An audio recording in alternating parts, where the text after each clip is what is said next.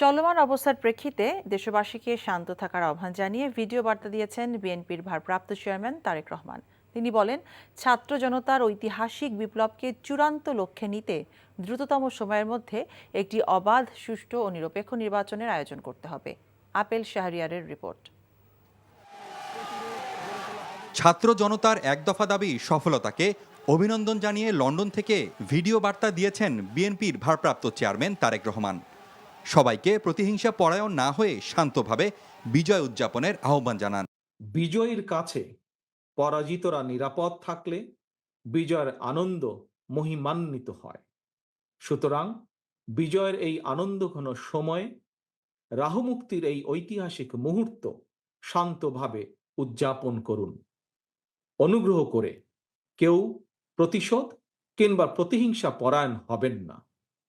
কেউ নিজের হাতে দয়া করে আইন তুলে নেবেন না। অর্জিত বিজয় যাতে লক্ষ্যচ্যুত না হয় সে ব্যাপারে জনগণকে সতর্ক দৃষ্টি রাখতে হবে।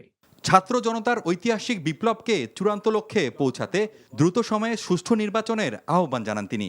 অবাধ সুষ্ঠু নির্বাচনের মধ্য দিয়ে যেদিন দেশের 12 কোটি ভোটার নিরাপদে নিশ্চিন্তে ভোট দিয়ে জনগণের কাছে জবাবদিহিমূলক সরকার প্রতিষ্ঠা করতে পারবে, রাষ্ট্র, সরকার, শাসন প্রশাসনে মুক্তিযুদ্ধের মূল মন্ত্র সাম্য, মানবিক মর্যাদা প্রতিষ্ঠিত করতে পারবে, সর্বোপরি একটি গণতান্ত্রিক বৈষম্যহীন রাষ্ট্র সমাজ গড়তে পারবে, তখনই জনতার ঐতিহাসিক বিপ্লবের চূড়ান্ত সফলতা আসবে।